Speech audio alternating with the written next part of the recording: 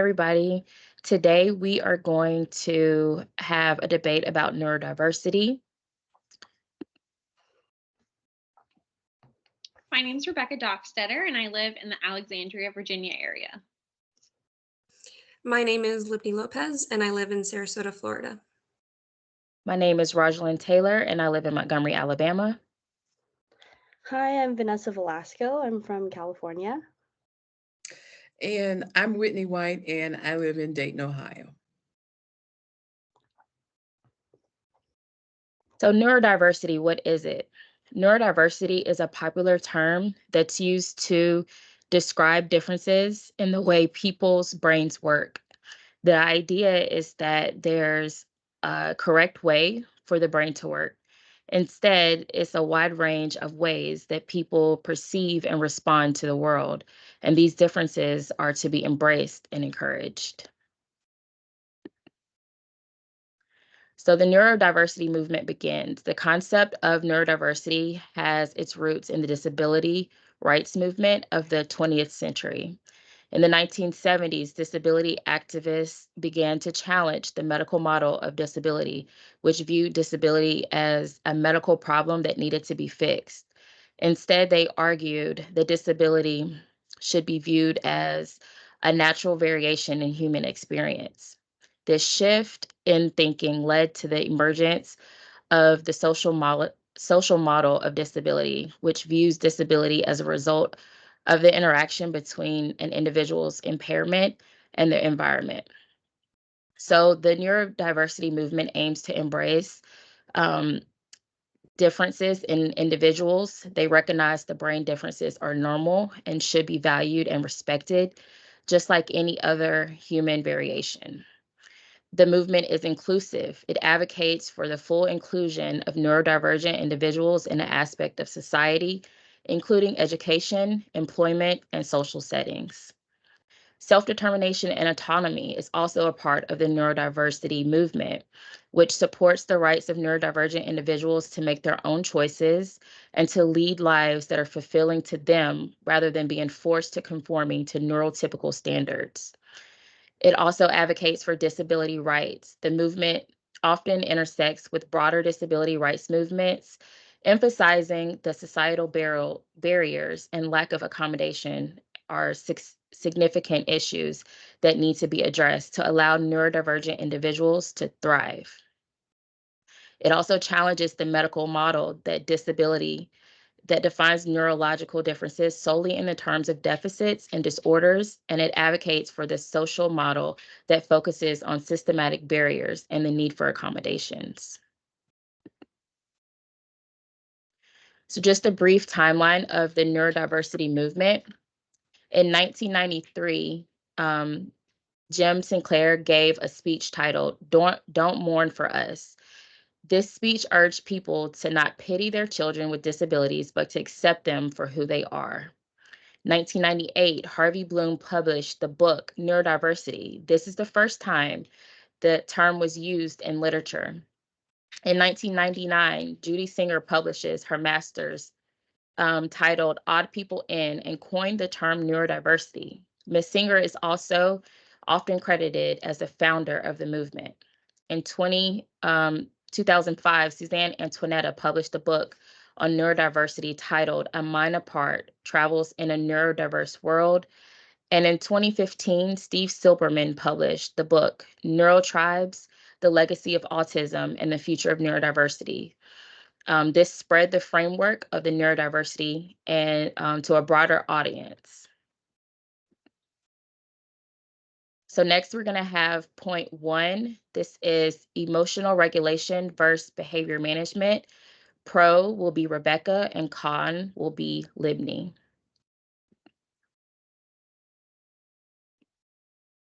The neurodiversity movement shifts the focus of interventions. Our goal when designing and implementing interventions should always be to promote the well-being of our clients. This needs to include the whole person. In 2023, Izuno Garcia pointed out that with growing information from autistic adults choosing to share their experience, there's a glaring issue with our interventions, which is the lack of consideration of the individual's strengths, preferences, and internal experiences.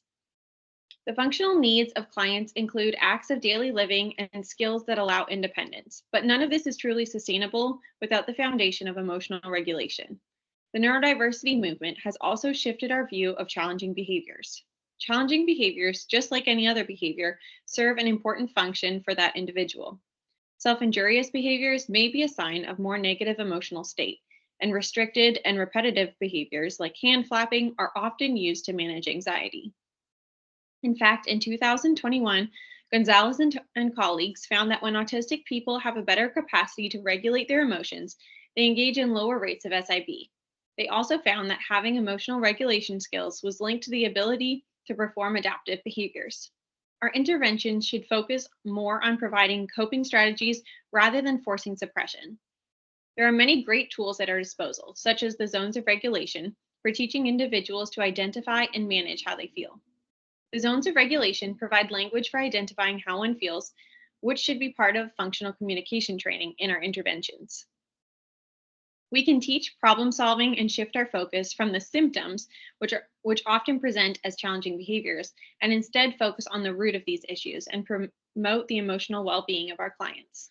With a focus on neurodiversity, we see the strengths and differences of our clients and use these strengths to leverage more growth and empower them to do the same. Our interventions should be built to promote growth, not induce anxiety. We must be careful with interventions such as ABA as we risk enforcing compliance with ignoring mental health. A strength-based approach allows us to truly improve the quality of life of our clients.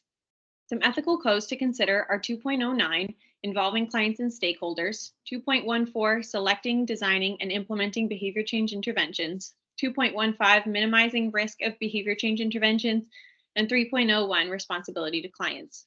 Behavior analysts are to include our clients and stakeholders in the decision-making process as much as possible, and this allows for greater collaboration and involvement as a practical tool is taught for working through how one feels. We are also to select interventions that directly address the needs of our clients. In teaching emotional regulation, the risk of emotional damage is also greatly reduced. Ultimately, our responsibility is to the client, and emotional regulation prioritizes the client as an individual and their quality of life. All right, so for the con side, we have behavior management, and I want to bring up two very important points, which are ABA and the 7 dimensions of ABA. So first, we have applied behavior analysis. The study of ABA was an evidence-based approach in science to help individuals with autism to learn skills, consequences, and techniques to improve behavior. It is evidence-based approach. Excuse me. So it focuses highly on social impact and aims to solve social problems in socially important settings. ABA intervention has had a powerful impact on education, developmental disabilities, autism, psychology, medicine, and more. And the intervention is produced at scales of social importance. A little bit more on evidence-based approach. The model used for decision-making by professionals that incorporates the best possible evidence with client context, values, and clinical expertise in order to deliver services to clients. It was first made in the 1960s. The quality of intervention was poor in other studies, and there was about a 10 to 20% treatment quality. So they decided to instill EBP. ABA has 7 dimensions, and you can see on the right here, it lists them, but I'm going to get into each one a little bit more. First one is applied, which is it socially significant? Behavioral, is it measurable and observable? Analytical, can it be controlled? Technological, can it be replicated? Conceptually systematic, this means does it create behavioral change? Effective, does it improve behavior to a practical degree, or also known as does it work? And generality, does it have good generalization?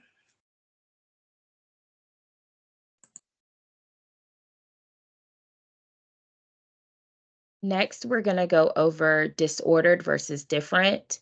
Pro is Rebecca, con Vanessa. The neurodiversity movement captures many diagnoses, such as ASD, ADHD, learning disorders, and many more. These are naturally occurring conditions in human neurology. Rather than viewing this population as disordered and someone to fix or cure, we should celebrate their differences and their strengths. This is in support of the BCBA Ethics Code 1.07, Cultural Responsiveness and Diversity. We often focus on supporting and fostering diversity in a cultural sense, but miss what makes our clients diverse neurologically. Neurodivergent individuals often have unique skill sets that should be captured, such as strengths in creativity, visual spatial skills, memory, attention to detail, innovation, and so much more. These are not in spite of their diagnosis, but rather research has found that these strengths are part of what makes them neurodivergent. These diagnoses are part of a neurodivergent individual's identity, and their strengths and differences should be celebrated. The neurodiversity movement has led to a greater understanding of this population as people rather than a diagnosis. This allows us to support the differences of these individuals. As we discuss this view, it's important to also address the use of functioning labels for autism. For this, we must consider Ethics Code 1.08, non-discrimination. Functioning labels can lead to discrimination of our clients by labeling them unfairly and leading to assumptions about what they can and can't do and understand. Autism is not a linear spectrum. There are many differences in the strengths and challenges of an autistic person. When we label someone as low or high functioning, these variances are not taken into account. Izuno and Garcia and colleagues described this well when they said that using autism levels and functioning labels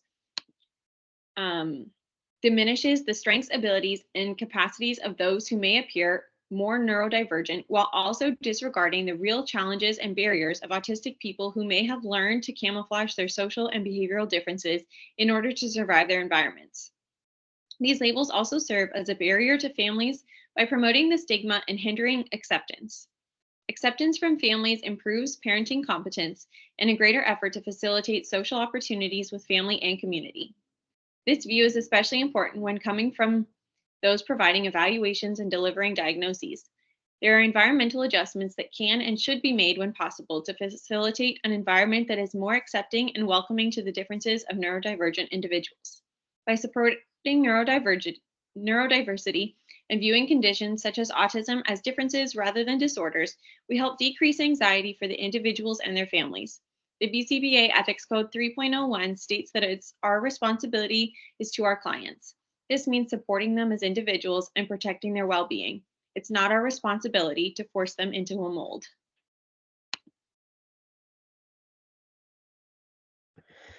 In the topic of disordered versus different, 2 points are up for discussion are medical necessities and support, as well as societal challenges and practical considerations. So the first point, medical necessities and support, non-pathologizing language and identity emphasis. The neurodiversity's movement emphasis on using non-pathologizing language and promoting identity may downplay the recognition of medical aspects associated with specific neurodivergent conditions. The impact of seeking medical interventions, while this approach is beneficial in fostering a positive self-identity, it may discourage individuals who require essential medical interventions and support from actively seeking them. The concern is that in striving for destigmatization, there could be a risk of neglecting or undermining the medical needs of some neurodivergent individuals. The second point, societal challenges and practical considerations, embracing the text points out that societal structure related to education, employment, and social interactions may not be fully accommodating or supportive of neurodivergent needs. The implication is that despite advocating for neurodiversity, there's still maybe hurdles in the practical aspects of daily life for neurodivergent individuals, potentially leading to disparities in opportunities and experiences and more. For the noble goal versus practical challenges, while embracing neurodiversity is commendable, the statement implies that this noble goal may not comprehensively address the practical challenges that neurodivergent individuals face in a world predominantly dominated design for neurotypical individuals. So, in relation to ethics codes and principles for consideration, principles 1 and 2 come to mind. With the medical necessities and support needed, we must act in a way that we will benefit others while treating them with compassion, dignity, and respect. And in the same vein, it's our responsibility per Code 3.01 to ensure that our clients have all the tools, all the accommodations, all the resources, all the services having access to ensure their success. With that in mind, considering medical needs per Code 2.12 is also applicable to the topic of this discussion.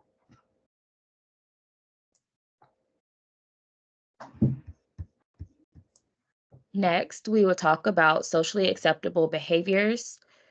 Pro will be Vanessa and con will be Whitney. 3 behaviors that are targeted in terms of socially acceptable behaviors are camouflaging, stimming, or also known as stereotypy, and eye contact are pretty common in ABA. So, camouflaging is a common strategy employed by autistic individuals to navigate social situations, also known as masking. This coping mechanism is reported to have severe negative effects on mental health and well being. The participants in the Bradley study from 2021 highlighted the exhausting and isolating nature of camouflaging, emphasizing its detrimental impact on mental and physical health, self identity, self acceptance. Additionally, camouflaging contributed to distorted perceptions of unrealistic expectations from others, potentially leading to delays in formal diagnosis or even mental health crises in some cases. The second point, stimming, is identified as a self-regulatory mechanism. It creates a calming feedback loop with manifestations influenced by intensity of variance of emotions, so even positive and negative emotions. Most ABA companies have a history of creating interventions that aim to decrease frequencies of stimming, but according to the CAP study from 2019, participants reported using stimming to calm overwhelming sensations and emotions, which aligns with reports from other autistic individuals. Stimming is seen as a means of behavioral control, helping autistic individuals self regulate emotional hypoarousal in response to overwhelming sensations or thoughts. The study suggests that while stimming may not be inherently harmful, the social consequences and efforts to suppress it can pose challenges and costs for autistic individuals. The third point, in relation to eye contact, individuals with an ASD diagnosis may commonly experience adverse emotional and psychological reactions, feelings of invasion, and sensory overload during eye contact. According to the Travasian study from 2017, the hyperarousal model predicting negative affective arousal from eye contact was supported by the results. Many participants reported feeling feelings of fear, panic, anxiety, along with psychological responses like physiological responses like increased heart rate, sweating, shaking. Some individuals also felt threatened by eye contact, leading to a fight or flight response. So, in relation to applying this topic to ethics codes and principles, principles 1 and 2 apply to this topic. Principle 1 being benefit others, while principle 2 treating others with compassion, dignity, and respect. If some behaviors such as eye contact, camouflaging can have aversive and negative impacts on clients we serve, then that is not fully encompassing the principles above. If stimming has calming effects, now in application to codes 2.14, we must select, design, and implement behavioral change interventions that best serve our clients and benefit them most. This is our responsibility to them. As per code 3.01, we must be selective in which programs and interventions boost the quality of life for them. Okay, for the con side, first let me start by discussing eye contact. Eye contact is a very significant part of communication. According to Jarek et al., eye contact is the most frequently occurring and meaningful social behavior that human beings used. It's a form of nonverbal communication that allows us to relay our feelings and attitudes while gaining insight into the emotional and mental states of others. It also helps us to determine which appropriate social cues to use in certain situations, like during this discussion when it is our turn to speak. Eye contact also can demonstrate our involvement and interest in a conversation. There are several advantages to using and maintaining eye contact with others, and there are also some disadvantages to its disuse. Increased eye contact has been shown by studies to potentially lead to increases in attention span, increases in understanding of social cues, and increases in time perception in time relevant tasks. Increasing the mastery of any of these skills would be beneficial to anyone looking to increase their performance and understanding of social interactions, but they would also be helpful in increasing functional skill and ability. As for the disadvantages, many cultures view a lack of eye contact as a lack of respect, especially when dealing with an elder or an authority figure. Some cultures believe someone is being deceitful or untrustworthy when they refuse to meet their gaze.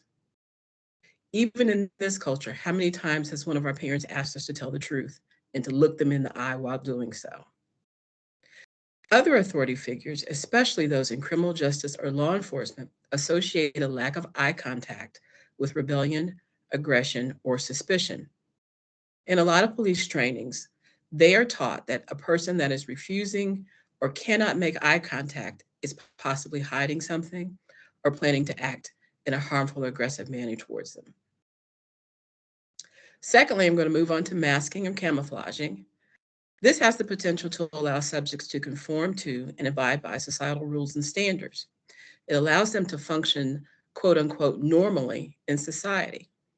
Masking camouflages neurodiversity, possibly making it easier to make and maintain social relationships, such as friendships or even romantic relationships. It may also make it easier for those that are neurodivergent to find employment. Unfortunately, this is because the word neurodivergent carries an undeserved stigma for many misinformed people, and their bias may prevent them from attempting to form or maintain a relationship with someone who is neurodivergent. And finally, talking about stimming and other stereotypic behavior, such as rocking, toe walking, object spinning, etc. Again, this behavior may be misinterpreted by those that are unaware of its function. They may react fearfully or harshly. Also, some stereotypical behavior has been shown to be negatively correlated with cognitive function. This is because it has the potential to possibly impede observational learning, responses to auditory stimuli, and performance on discrimination or academic tasks.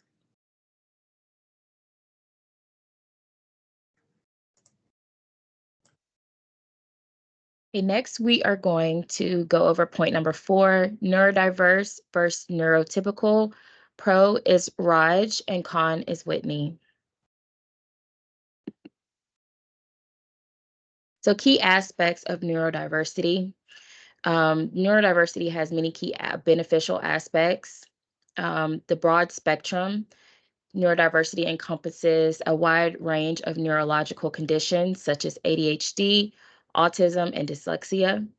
With such a wide range of disorders, neurodiversity seeks to acknowledge that each individual's neurocognitive functioning is unique. It focuses on strengths while not ignoring the challenges that can come with neurodivergent conditions.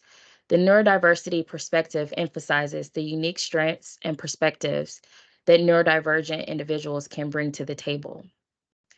It challenges the medical model.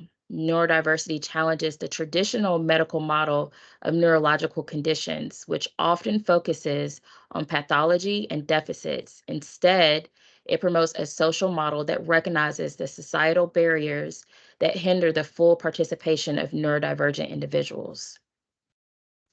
Personal identity. Many neurodivergent individuals see their neurological makeup as an integral part of their identity, not something that can be cured or eradicated. Some unique pros of neurodiversity. Individuals that have neurodiversity conditions have a unique perspective. Individuals often have unique ways of seeing the world, solve problems, and creating solutions. This can lead to innovative thinking and creativity. They have a deep focus. Many neurodivergent individuals have the ability to hyper-focus on tasks or subjects of interest. This intense concentration can lead to high levels of productivity and expertise in a specific area. Attention for detail. Some neurodivergent individuals have a keen eye for details, which can be a significant asset in the fields that require precision and meticulousness, such as research, art, and engineering. They have incredible memory skills. Certain neurodivergent conditions are associated with exceptional memory skills, whether it be memory, an excellent long-term memory, or short-term memory.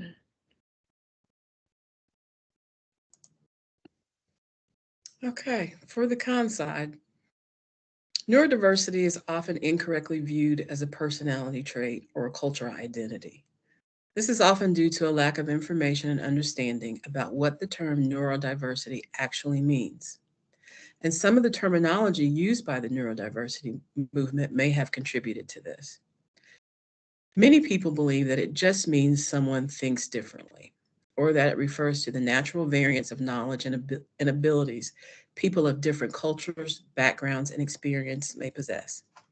For example, someone who is raised in a very permissive society may be more open and extroverted than someone who's raised in a closed and conservative society. In reality, neurodivergence refers to any difference or divergence from the typical neurological function. The current terminology has also led to many misconceptions about neurodivergent people themselves. Take popular culture and the media, for example. Neurodiverse people are often portrayed as hyperintelligent but socially awkward or lacking. Most of us are familiar with the Sheldon Cooper stereotype that's portrayed on The Big Bang Theory. This, however, is very far from the truth. Neurodiverse people function on many different levels and have their own individual personalities, just like their neurotypical counterparts. Next, the use of the terms neurotypical and neurodivergent can create a dichotomy. Labeling people can often lead to an us versus them mentality. It's seen in politics, it's seen in religions, it's even seen with sports teams. This can place each group at odds with one another. Each group has its own ideas about what is best, and in many instances, they do not agree. For example, some clinicians may seek to change or eliminate behavior that they or society views as undesirable, while many in the neurodiversity movement are against training subjects to resist in engaging in what they view as naturally occurring or self-soothing behaviors. Or, simply put, it's not broken, you don't need to fix it. These disagreements or differing doctrines can create negative tensions between the two groups and undermine advocacy of efforts.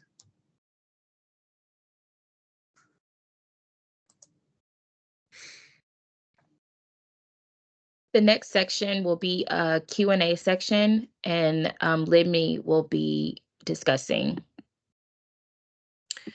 All right, so we had the ethical codes be brought up quite a bit. So the first question pertains to the ethical codes and if they can be modified. The answer is yes, the ethical codes can include additions and modifications. Next, why would modifications be necessary?